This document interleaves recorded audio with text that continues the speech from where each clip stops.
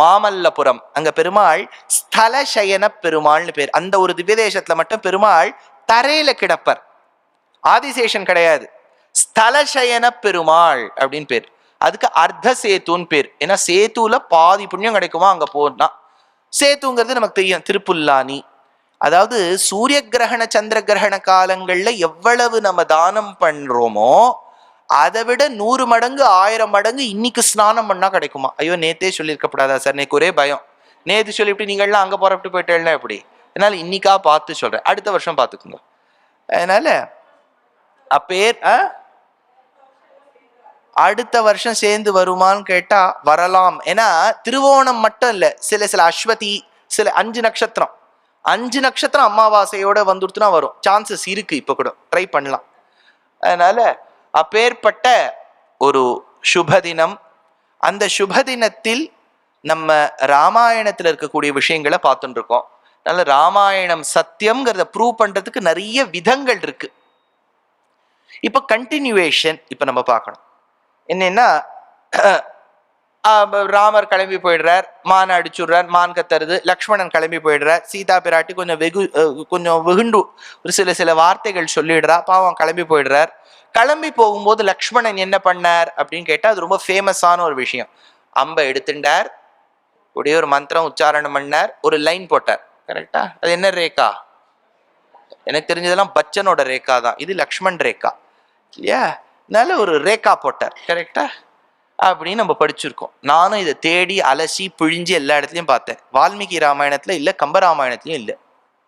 இல்லையே சார், அதை லைனை போட்டோம்னா ராவணன் அதை தாண்டும் போது பகபகபான்னு அனிமேஷன்ல ஃபயர் வருமே சார், அதெல்லாம் பார்த்தோன்னா அதெல்லாம் கிடையாது. பின்ன லக்ஷ்மண் ரேகான்னு இருக்கே சார். இருக்கு, நம்ம வீட்டுல கற்பாம்பூச்சி ஓட்டுறதுக்கு நீங்க வாங்குறல, அது தெரியுமா உங்களுக்கு? லக்ஷ்மண் ரேகா இப்படி கோடு போட்டா அதுதான் லக்ஷ்மண் ரேகா. இல்லையே சார், அது சீதைக்கு, அதெல்லாம் லக்ஷ்மணன் எல்லாம் ஒன்றும் போட்டுட்டு போல. இதை பாருங்க, சீதை எல்லாம் மாடர்ன் லேடி.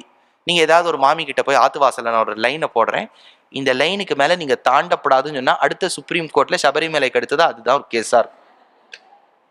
தாண்டலாமா வேண்டாமா அப்படின்னு இதெல்லாம் லக்ஷ்மணன் போடல. சீதா பிராட்டிக்கு சக்தியும் உண்டு, ஞானமும் உண்டு, யாரும் அவளை கண்ட்ரோலே பண்ண வேண்டாம். சரி, இப்ப விஷயத்துக்கு வருவோம். நேத்து ஒரு விஷயம் சொன்னேன் முடிக்கும் போது. வால்மீகி ராமாயணத்துல என்ன சொல்லியிருக்கார் அப்படின்னு கேட்டா, வால்மீகி சீதைய தொடைய ஒரு கையாலையும் கூந்தல ஒரு கையாலையும் பற்றி கொண்டு ராவணன் எடுத்து சென்றான் அப்படின்னு வால்மீகி சொல்லியிருக்கார். ஆனா கம்பர் என்ன சொன்னார்? ஆண்டு ஆயிடை தீயவன் ஆய இழையை தீண்டான் அயன்மேல் உரை சிந்தையாக தூண்தான் எனல் ஆம் உயர் தோல் வலியால் கீண்டான் நிலம் யோஜனை கீழோடு மேல் அப்படின்னு படிக்கிறோம். கீண்டான் நிலம், அந்த பர்ணகசாலையோடு தூக்கி சென்றான் அப்படிங்கிறத பார்த்தோம். இதுக்கு சில தமிழ் இலக்கியங்கள்ல ஆராய்ச்சி பண்றவாள்ல என்ன சொல்றா, கம்பநாடர் தான் இருந்த காலகட்டத்துல மக்கள் எப்படி ஏத்துப்பாளோ அது மாதிரி எழுதினார். பொதுவா கம்பநாடர் இருந்த காலத்துல தமிழர்களுடைய எண்ணம் என்னன்னா, ஒரு பெண், கல்யாணமான ஒரு பெண்ணை இன்னொரு ஆண் தீண்டக்கூடாது. ஆபீஸ்லாம் போனா ஷேக் ஹேண்ட் பண்றோமோ, ஷேக் ஹேண்ட்லாம் பண்ணக்கூடாது அப்படின்னு அந்த காலத்து மரபு. அதனால சீதையை தொட்டு எடுத்துன்னு போயிட்டான்னா அது பியூரிட்டி போயிடும்ங்கிற ஒரு நினைப்பு. அதனால கம்பர் சாமர்த்தியமா என்ன பண்ணிட்டார், வீடோடு எடுத்து சென்றார். இது ஒரு இருக்கலாம், அது காலத்துக்கு ஏற்ற மாதிரி அவர் எழுதியிருக்கலாம், இது ஒண்ணும். ஆனா இதை நம்ம ரொம்ப பெருமையாவும் சொல்லிக்க முடியாது. ஏன் சொல்றேன்னு கேளுங்க. ஒருத்தர் என்கிட்ட சொன்னார், சார் வால்மீகி கண்ணா பின்னான்னு எழுதியிருக்கார் சார், கம்பரை பாருங்க சார், தமிழர் பண்பாடு, சீதையை தொடப்படாதுன்னு வீடையே எடுத்துன்னு போயிட்டார். இது கொஞ்சம் கஷ்டமா இருக்கு. ஏன் சொல்றேன்னு கேளுங்க. ஒருத்தன் திருடன் வரான், அவன் வீட்டுக்குள்ள டிவியை மட்டும் எடுத்துன்னு போறான். இன்னொருத்தன் இருக்கான், அவன் வீடோடு சேர்த்து டிவி எடுத்துன்னு போயிடுறான். இது எப்படி இல்லையா அப்படின்னு சொல்லிட்டா கொஞ்சம் மாட்டின்றுவோம். அது இல்லை ப்ராப்ளம். ஆனா புலவர் கீரன் ஒரு விஷயம் சொல்லுவார். நான் புலவர் கீரனுடைய பெரிய ஃபேன். அவருக்கு தான் தெரியாது, அவர் இப்ப இல்லை, அதனால அவர் தெரியாது. ஆனா நான் அவருடைய பெரிய ஃபேன். அவர் ஒரு விஷயம் சொல்லி நான் கேட்டிருக்கேன், அது எனக்கு உடன்படவில்லை. அவர் என்ன சொன்னார், கம்பர் சொன்னதுதான் சரி, வீடோடு எடுத்துன்னு போயிட்டான் ராவணன், வால்மீகி சொன்னது தப்புன்னு விட்டார். ஏன்னு கேட்டா, ராவணனுக்கு சில சாபங்கள் இருந்தது. அவன் நிறைய மீட்டூ மூமெண்ட்ல மாட்டின்னு இருக்கான். மீட்டூ இருக்கு பாருங்க, ட்வீட் பண்ணிடுவா எல்லாரும் அந்த காலத்துல எல்லாரும் ட்வீட் பண்ணி இந்த இப்படி பண்ணிட்டான் ராவணன் அப்படின்னு சொன்னா. அதுல 7 பெண்கள் ட்வீட் பண்ணியிருக்கா அவன் மேல, எஃப்ஐஆர் போட்டிருக்கா. ஆனா ஆக்ஷனே எடுக்கல. ஏன் சார் அவ பெங்கால்லையும் இல்லையே, ஆக்ஷன் எடுக்கலையேன்னு சொல்றீங்களே அப்படின்னு கேட்டா, அது ஒரு விஷயம் என்னன்னா, ராவணனை பார்த்தா எல்லாரும் பயப்படுவா. ஒரு ஏஜென்சி அவன்கிட்டே வரமாட்டான். அப்படி ராவணன்னா அதுல திலோத்தமா, ரம்பா, வேதவதி அந்த மாதிரி நிறைய பெண்கள் கிட்ட அபச்சாரப்பட்டிருக்கான். இதுல one of the last victims was Vedavathi. அவ ஒரு தவம் மங்கை. அவ தவம் பண்ணும்போது ராவணனுக்கு அவ மேல ரொம்ப ஆசை. அதாவது ராவணன் மாதிரி ஒரு நல்ல ராஜா உலகத்துல கிடையவே கிடையாது சார். என்ன சார் ராமாயணம் சொல்றேன்னு ராவணனை புகழறேன்? இருக்கிற விஷயத்தை நம்ம அப்படியே சொல்லணும். ராவணன் ஒரு ரொம்ப படிச்ச வைதீகன், வேதம் படிச்சவன், சிவபெருமானுடைய பக்தன், கைலாசத்தை தூக்கினவன், ரொம்ப பிளஸ் அட்வான்டேஜஸ்லாம் அவன்கிட்ட நிறைய இருந்தது. ஆனா ஒண்ணு கேரக்டர் கிடையாது. அதுதான் அவனுக்கு ப்ராப்ளமே. அவன் என்ன பண்ணிவிட்டான், வேதவதியுடைய கூந்தலை போய் பிடிச்சான். அவனுக்கு என்னமோ இந்த ஹேரை பிடிக்கிறதே வேற, இப்படி போய் பிடிச்சான். அவன் என்ன பண்ணிவிட்டா, படார்னு வெட்டிட்டா. அவளுக்கு பாப் கட் ஆயிடுது. டபால்னு இப்படி வெட்டினவொன்னு கையில முடி வந்துடுத்து, பாப் கட் ஆயிடுத்து. அவள் சொன்னான், இனிமேல் நீ ஒரு பெண்ணை அவளுடைய அனுமதி இல்லாமல் தீண்டினால் உன் சிரஸானது 1000 துண்டுகளாக சிதறும். Your head will burst into 1000 pieces. சாபம் கொடுத்துட்டான். அது ரொம்ப ஃபேமஸ் ஆயிடுது. எல்லா நியூஸ் பேப்பர்லயும் Ravana finally has got punishment அப்படின்லாம் வந்துடுது. அப்புறம் தான் இந்த சீதா எபிசோட் நடக்கிறது. அதனால புலவர் கீரன் என்ன சொல்லுவார், இந்த சாபம் மனசுல ஞாபகம் இருந்திருந்தா வால்மீகியே அப்படி எழுதியிருக்கணும்னு ஒரு விஷயம் கேட்பார். கரெக்டா? இது வரைக்கும் புரியுறதா? புலவர் கீரன் சொல்ற மாதிரி கரெக்டா இருக்கா? ஆனா ஒண்ணும், நீங்க வால்மீகி என்னவோ தான் சொந்த கதை எழுதுற மாதிரி நினைச்சுக்கிறீள். அவர் நடந்ததை எழுதுறார்.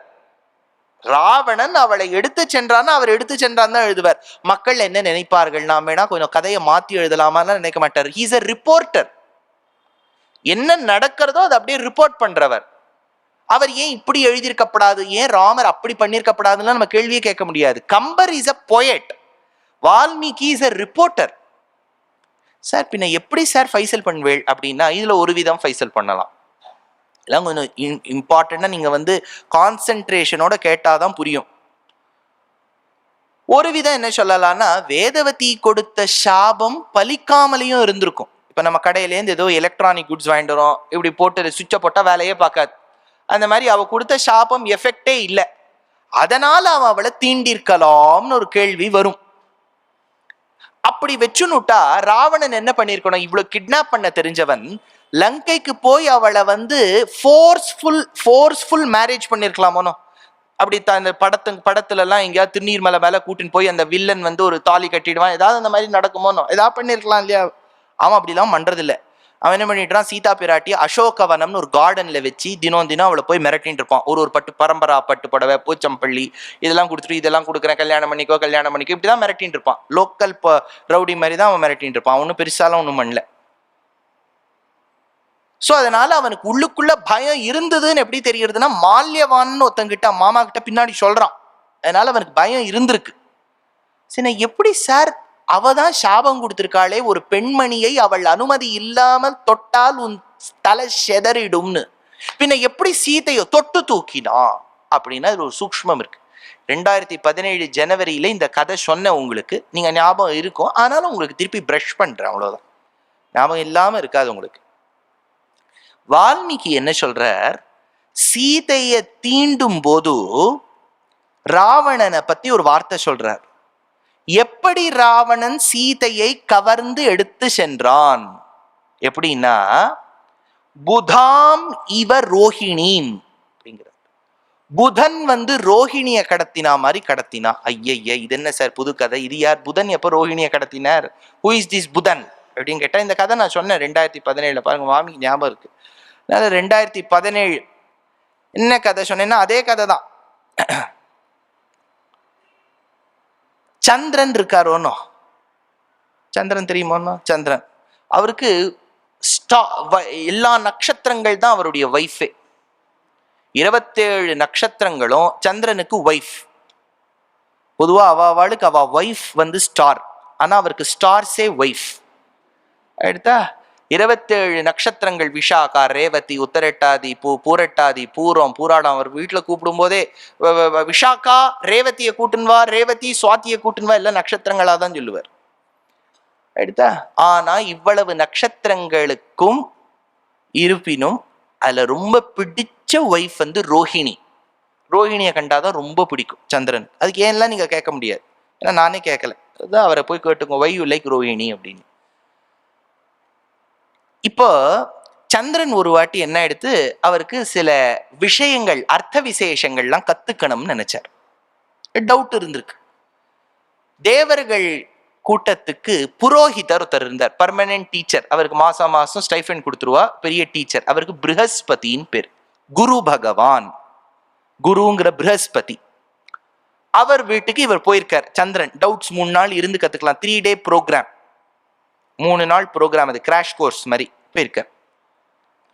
போனா ப்ரஹஸ்பதியுடைய ஆசிரமத்துல ப்ரஹஸ்பதி இல்ல, அவர் எங்கேயோ 3 நாள், அவர் ஏதோ டூருக்கு போயிருக்கார். அவர் எங்கேயோ கூட்டிருக்கா, அங்க வந்து கோச்சிங் பண்ணுங்கோ, செமினார் கொடுங்கன்னு அவர் போயிருக்கார். வீட்டுல ப்ரஹஸ்பதி குருவின் பத்னி இருக்கா, அவளுக்கு தாரான்னு பேர். இது வைக்கும் புரியுறதா? உள்ள போயிட்டார்.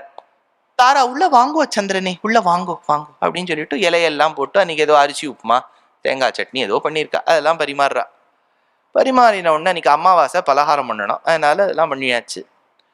ஆன உடனே சந்திரன் வந்து அப்படியே தாராவையே பார்த்துட்டு இருக்கான். தாரா ரொம்ப பியூட்டிஃபுல்லா இருக்கும், குருவுடைய ஒய்ஃப். இப்ப சந்திரனுக்கும் தாராவுக்கும் ஒரு உறவு ஏற்பட்டது. என்ன சார் பயமா இருக்கு, இதெல்லாம் சாதாரண கதையை படிக்கிற மாதிரி, ஏதோ விகடன் படிக்கிற மாதிரி இல்ல சார் இருக்கு, இப்படிலாம் இருந்திருக்கு, கேளுங்க. இதாயிடுத்து. அப்புறம் ப்ரஹஸ்பதி பாவம் வந்தார், சந்திரன் கிளம்பி போயிட்டார். 3 நாள் செமினாருக்கு வரவன் கிளம்பி போயிட்டார். ப்ரஹஸ்பதி வந்தார், ஆச்சு ஒரு மாசம் ஆச்சு. தாரா வந்து லேப் ரிப்போர்ட்டை வந்து காமிச்சா, HCG வேல்யூ வந்து ஹையா இருக்கு, பிரெக்னெண்டா இருக்கா. எடுத்தா பாவம் ப்ரஹஸ்பதி ஸ்வீட் கடையிலேருந்து வாங்கி, கிருஷ்ணா ஸ்வீட்ஸ் உங்க ஊர் கடை, அதனால எல்லாருக்கும் டிஸ்ட்ரிபியூட் பண்ணிட்டேன். ப்ரஹஸ்பதி எல்லாருக்கும் ஒரு டப்பா, இந்திரன், வாயு, அக்னி எல்லாருக்கும் ஒரு டப்பா, my wife is pregnant, my wife is pregnant distribute பண்ணிட்டேன். அப்பப்போ செக்கப்புக்கெல்லாம் போவார் கைனகாலஜிஸ்ட் கிட்ட, எல்லாம் எடுத்து 9 மாசம் ஆன உடனே அவளுக்கு லேபர் பெயின் வந்தது. நேராக ஹாஸ்பிட்டலுக்கு கூட்டின்னு போயிட்டார். அவளை வார்டில் அட்மிட் பண்ணி திரும்பி ரிசப்ஷன்ல வந்து பில் கவுண்டர்ல போய் கார்டை ஸ்வைப் பண்ணலாம்னு நினைக்கும் போது அந்த ரிசப்ஷனிஸ்ட் சொல்றா, the bill has already been paid அப்படின்ட்டா. உடனே சுத்தி பார்த்தாரு, யார் பில்லை பே பண்ணா, ஷோ மீ த ரிசீட் அப்படின்னு பார்த்தா அதுல சிக்னேச்சர் இருக்கு. என்னன்னா ஏ சந்திரன் அப்படின்னு போட்டிருக்கு, ஏன்னா அத்ரியுடைய பிள்ளை சந்திரன், அதனால ஏ சந்திரன் அப்படின்னு. இவன் எதுக்கு சார் என் ஒய்ஃப் அட்மிட் ஆனதுக்கு பே பண்ணணும் அப்படின்னு சொல்லிட்டு ஒரு பெரிய கான்ட்ரவர்சியல் ஸ்கேமே ஆயிடுச்சு. அடுத்தா உடனே நம்ம பிரம்மாவை தான் கூட்டா தீர்ப்புக்கு. உடனே அங்க ஒரே சந்திரனுடைய தொண்டர்கள் ஒரு பக்கம் நிக்கிறா, இந்த பக்கம் ப்ரஹஸ்பதியுடைய தொண்டர்கள் நிக்கிறா, 2 கம்யூனிட்டிக்கும் ஒரே கிளாஷ். அப்போ பிரம்மா வந்தார் அந்த பக்கம். பிரம்மா வந்து ஸ்டாப் பண்ணிட்டு, வெயிட், டாக்டர் கிட்ட பர்மிஷன் கேட்டு லேபர் ரூம்குள்ள போயிட்டார். அங்க தாரா துடிச்சுட்டு இருக்கா. Tara, fine, you tell me one thing, who is the father of this child? சொல்றா, sorry, I have committed a crime, it is Chandra's son அப்படின்ட்டு. எடுத்தா குழந்தை வந்துடுச்சு. இப்ப இந்த குழந்தை யாருன்னா சந்திரனுடைய பயாலாஜிக்கல் சன், ஆனா இனிஷியல் வந்து ப்ரஹஸ்பதி கொடுத்துட்டார். புரியுறதா? இந்த குழந்தைக்கு தான் புதன்னு பேரு.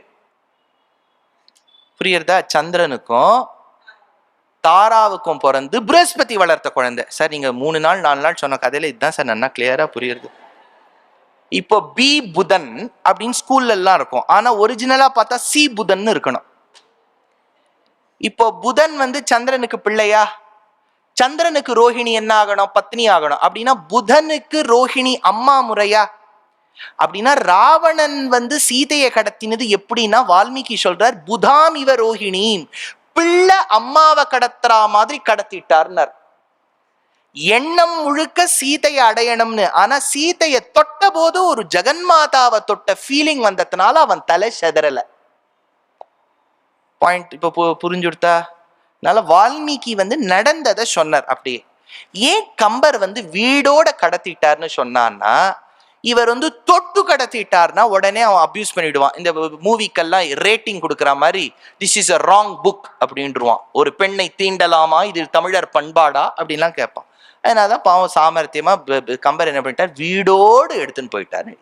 இதுதான் வித்தியாசம். இப்ப சீதா பிராட்டிய புஷ்பக விமானத்துல கடத்தின்னு போயிட்டான். புஷ்பக விமானம்ங்கிறது அந்த காலத்துல இருந்த ஃபிளைட். இதை பேஸ் பண்ணி ஒரே கான்ட்ரவர்சி என்னன்னா, அந்த காலத்துல ஃபிளைட் இருந்ததா சார் அப்படின்னா, ஃபிளைட்டை நம்ம தானா கண்டுபிடிச்சோம், அந்த ஃபிளைட் இப்போ எங்கே இருக்குது, இவ்வளோ 1008 கேள்வி. ராமாயணம் சொல்கிறது இருக்குன்னு நம்பினா நம்புங்கோ, இல்லாட்டா அந்த ஃப்ளைட், இப்போ ஃப்ளைட்டுங்கிறத நீங்கள் ஃப்ளைட்டுன்னு நினச்சே பார்க்க வேண்டாம், வேகமாக ஓடக்கூடிய வெஹிக்கல்னு வச்சுக்கலாம். எப்படின்னு சொல்கிறேங்க. நான் வந்து டிரைவ் பண்ண ஆரம்பிக்கும் போது, முதல்ல கார் டிரைவிங் பண்ணும்போது எல்லா லைசன்ஸ் எல்லாம் வந்து கொடுத்து அவன் 8 போடு, அது இல்லை, அது வண்டிக்கு சொல்லுவான், இது ஏதோ பேரலல் பார்க்கிங் அப்படின்னு எங்களுக்கு ஒன்று உண்டு. 2 வண்டிக்கு நடுவில் கொண்டு அதை பார்க் பண்ணணும். கரெக்டா? எச்சாது எச் எல்லாம் போட்டு நான் அதெல்லாம் காமிச்சோன்னா லைசன்ஸ் கொடுத்துட்டான். எங்க வேணாலும் நீ ஓட்டலாம். சரி, எங்க வேணாலும் ஓட்டலாம், யாரை வச்சுன்னும் ஓட்டலாம்னு சொன்ன உடனே எங்க அம்மாவை கூட்டேன். எங்க அம்மா வந்து உட்காந்துக்கோ அப்படின்னு. அவ எனக்காக என்ன வேணாலும் உயிரையே கொடுப்போம். அதனால வந்து இப்போ கார்ல வந்து உட்காந்துட்டேன். எங்க ஆத்துல சித்தியும் இருந்தான், எங்க அம்மா தங்க. அவ சாமர்த்தியமா வரமாட்டேன்னு விட்டா. வண்டியில ஏத்தி எங்க அம்மாவை உட்காந்துன்னேன். ஒரு 1/2 மணி நேரம் ஓட்டிட்டு இப்படி ஆத்துக்கு வந்தேன். எங்க சித்தி கேட்டா, எப்படி ஓட்டினா? ஓட்டினானா? பறந்தான். வாஸ்தவமா சொல்லுங்க, இப்ப பறந்தான்னு சொல்றாளே, பறந்தானா பறந்தேன்னு அர்த்தமா? வாஸ்தவமா ஆவரேஜா போற ஸ்பீடை விட ஜாஸ்தியா போயிட்டா பறந்தா மாதிரி இருக்கா? அப்படின்னா நிலத்துல ஓடக்கூடிய வாகனத்தையும் வச்சுட்டு ராவணன் வந்து வேகமா போனதுனால ஒரு பறந்த ஃபீலிங்கும் கிடைச்சிருக்கும். நம்ம சொல்ல முடியாது, ஏன்னா இது கவிதை முறையில சொல்லியிருக்கார் கம்பரும். கவிதையில எப்பவுமே கொஞ்சம் எக்ஸாஜரேஷன் உண்டு. பெண்மணி நடந்து வந்தாள் அன்னம் போல் உடைய நடையாள். நம்ம சாதாரணமா பார்த்தா அந்த மாமி சாதாரணமா நடக்கிற மாதிரி தான் இருக்கும், அன்ன நடையெல்லாம் இருக்காது. ஆனா எழுதும் போது அந்த கவிஞர் அன்ன நடையாள் அன்ன வடிவாள் நசையும் அன்ன நடையாள் உயரும் அன்னவர சேரி வருவாள் அத்தனைய நத்தனைய உத்திதனை அத்தியன உத்தி புரியாள் நர்தேசிகன். அந்த மாதிரி ஒரு எக்ஸாஜரேஷனா இருக்கலாம். இப்ப மொத்தத்துல அது பறக்கிறதுன்னே வச்சுக்கோங்களேன். பறக்கும் போது கீழே கோதாவரிய பாக்குறா சீதை. கோதாவரிங்கிறது ஒரு பெண். பொதுவா நதிகள்லாம் பெண்கள், சமுத்திரம்ங்கிறது ஆண். அது ஏன் சார் அப்படி வச்சிருக்கோம்லாம் நமக்கு தெரியாது. அது நதியெல்லாம் பெண். இப்ப அந்த பெண்ணான கோதாவரி நதியை பார்த்துட்டு சீதை ஒரு பாசுரம் சொல்றா. கோதாவரியே குளிர்வாய் குழைவாய் மாதா அணையாய் மண்ணே தெளிவாய் ஓதாது உணர்வார் உழைய ஓடினை போய் நீதான் வினையே நிலை சொல்லாயோ. அம்மா, உன் கரையில நானு, எங்க ஆத்துக்காரர் ராமர், என் கொழுந்தனார் லக்ஷ்மணன் எவ்வளவு நாள் விளையாடி இருக்கோமா. எங்க வீட்டுக்காரர் வந்தா சொல்ல மாட்டியா என்னை கடத்தி சென்றது ராவணன்னு அப்படிங்கிற கோதாவரி கிட்ட சொல்லிட்டு போயிடுற.